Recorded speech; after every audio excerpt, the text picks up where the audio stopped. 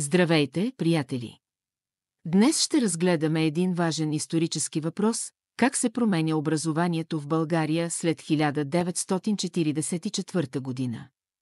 Ще анализираме как комунистическата власт реформира училищната система, каква роля изиграва идеологията и как тези промени влияят върху учениците.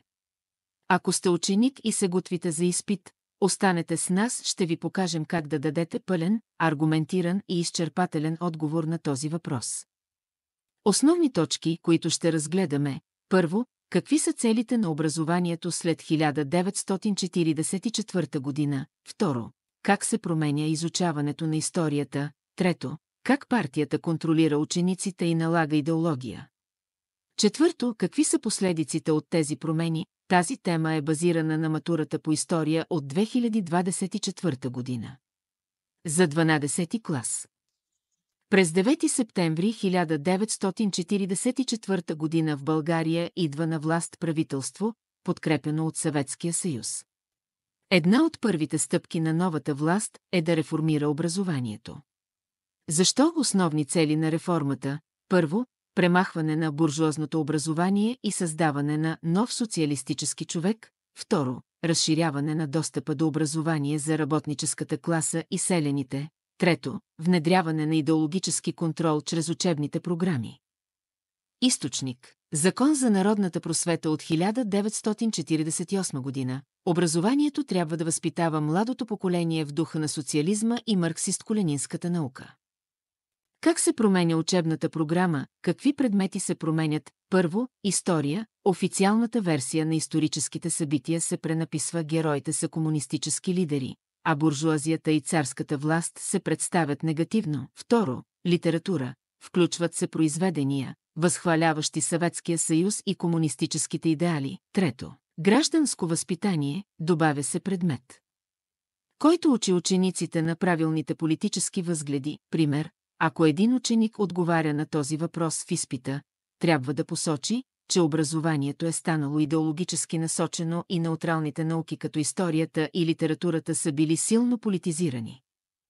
Контролът на партията върху учениците. Как комунистическата власт оформя младото поколение? Първо, всички ученици задължително членуват в пионерските и комсомолските организации. Второ, идеологически ритуали, например, задължителни манифестации, клетви за вярност към партията. Трето, политически доноси и натиск, децата се учат да докладват неправилни възгледи в семейството. Отворена книга източник, записна книжка на пионера, Ленин е пример за всички нас. Трябва да бъдем честни, скромни и да се борим за социалистическата родина. Как се променят нагласите на учениците към края на режима? Какво се случва през 80-те години? Първо, въпреки пропагандата, учениците започват да слушат западна музика и да четат забранени книги. Второ, формално в училище всички са примерни, но извън него започва разминаване с официалната идеология. Трето, 1989 година, краят на комунизма води до нова образователна реформа и премахване на идеологическите ограничения. Примерен отговор за изпита: в края на 80-те години официалната пропаганда вече не оказва същото влияние върху учениците. Младежите тайно слушат западна музика, а формалните ритуали остават само на хартия. Този процес е предвестник на промените след 1989 г.